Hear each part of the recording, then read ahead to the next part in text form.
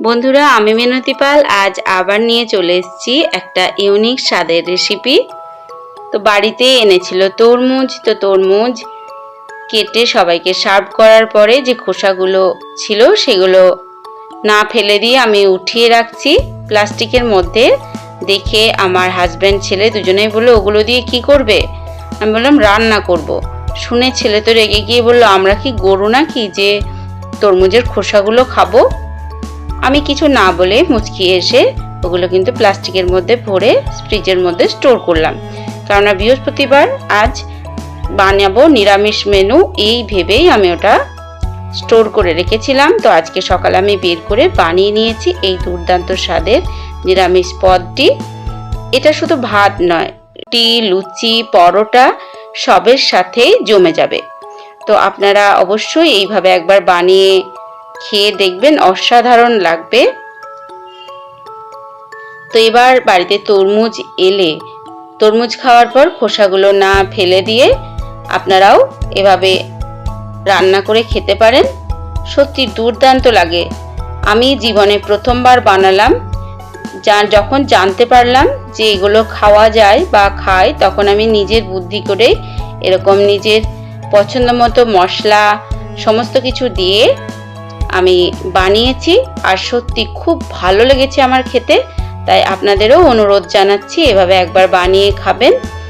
তো তার জন্য আমি আধমালা নারকেল নিয়ে নিয়েছি, আর নিয়ে নিয়েছি সর্ষের তেল, নুন, হলুদ, মিষ্টি, তেজপাতা, শুকনো লঙ্কা, দারুচিনি নিয়েছি 2 টুকরো, 4টে লবঙ্গ আর 2টো এলাচ, আর নিয়ে নিয়েছি 2টো কাঁচা লঙ্কা। তো এগুলো প্রথমে দিতে ভুলেই গিয়েছিলাম।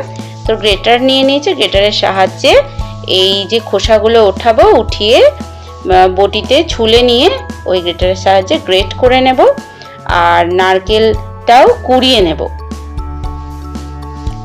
তো এটা কোড়াতেই যেটুকু বা গ্রেট করতে যেটুকু সময় লাগবে, রান্না করতে তো একদমই বেশি সময় লাগবে না, 10 থেকে 15 মিনিটের মধ্যে রান্নাটা হয়ে যাবে।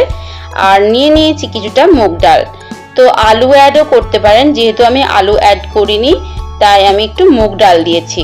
তো মুগ ডালটাও ভালো করে ধুয়ে একটা ছাঁকনির মধ্যে জল ঝরিয়ে নিয়েছি। কড়াতে সামান্য পরিমাণ সর্ষের তেল দিয়ে তাতে শুকনো লঙ্কা, তেজপাতা, 5 ফোড়নটা দেওয়ার পর দিয়ে দিলাম মুখ ফাটানো 2টো এলাচ, দারুচিনি 2 টুকরো আর 4টে লবঙ্গ দিয়ে ফোড়ন ভাজা হয়ে গেলে ধুয়ে রাখা ডালটা, মুগ ডালটা দিয়ে ভালোভাবে নাড়িয়ে চাড়িয়ে নিচ্ছি। এ পর্যায়ে একটা কাঁচা লঙ্কা আমি হাতে করে ভেঙে দিয়ে দিলাম, এতে করে একটা সুন্দর ফ্লেভার আসবে। এবার ওই কুড়িয়ে রাখা বা গ্রেট করে রাখা তরমুজের খোসাটা আমি দিয়ে দিয়েছি। তো খুব পাতলা করে সবুজ অংশটা শুধু তুলে নিয়েছিলাম। আর এগুলো গ্রেট করতে একদমই বেশি সময় লাগে না, খুবই নরম, তাড়াতাড়ি গ্রেট করা হয়ে যায়। নুন আর হলুদটা দিয়ে এবার নাড়িয়ে চাড়িয়ে একটুখানি মজে গেলে দিয়ে দেব একটা চাপা ঢাকা 5-7 মিনিটের জন্য। ততক্ষণ আমি নারকেলটা কুড়িয়ে নিচ্ছি। তো ঢাকনা খুলে আবারও নাড়িয়ে চাড়িয়ে দিলাম। একটুখানি জল লাগবে, জলের পরিমাণটা আপনারা বুঝে দেবেন। তাই একটুখানি ওই নারকেলের যে বাটিতে রেখেছিলাম সেই বাটি ধুয়ে একটুখানি জলটা আমি দিয়ে দিয়েছি।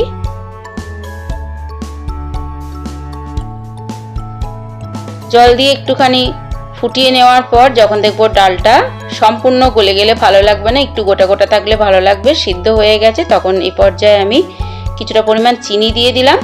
তো এই তরকারিটা একটু মিষ্টি মিষ্টি খেতে ভালো লাগে, আর আমরা একটু বেশি মিষ্টি খাওয়া পছন্দ করি। যারা এতটা মিষ্টি খেতে চান না তারা চিনিটা কম দেবেন অথবা স্কিপ করে যেতেও পারেন। তবে নিরামিষ সবজিতে একটু মিষ্টি দিলে খেতে খুব ভালো লাগে। এবার একটা কাঁচা লঙ্কা দিয়ে একটু নাড়াচাড়া করে আমি নামিয়ে নেব। দেখুন কতটা অসাধারণ দেখতে হয়েছে। এরকম অবস্থায় 5-7 মিনিট রাখার পর আমি গ্যাসের ফ্লেমটা একবারে বন্ধ করে দেব। এবার অন্য পাত্রে নামিয়ে নেওয়ার পর আপনাদের আবার দেখাচ্ছি তো কতটা অসাধারণ দেখতে হয়েছে, দেখে বুঝতেই পারছেন। আর খেতেও হয়েছিল দুর্দান্ত। যদি বিশ্বাস না হয় অবশ্যই এইভাবে একবার বানিয়ে খেয়ে দেখবেন। তো সম্পূর্ণ নিরামিষভাবে বানিয়েছি, আবার একদিন আমিষভাবেও বানানোর ইচ্ছা আছে। তো ছেলের এত ভালো লেগেছে যে আবারও বানিয়ে দেওয়ার জন্য আবদার করেছে। আমি বলেছি এবার আমিষভাবেই বানাবো। তো কেমন লাগলো আমার কবিতার ভিডিওগুলো দেখার অনুরোধ জানাচ্ছি। তবে আজ এই পর্যন্ত। সবাই খুব ভালো থাকবেন, সুস্থ থাকবেন। এতক্ষণ সাথে থাকার জন্য অসংখ্য ধন্যবাদ।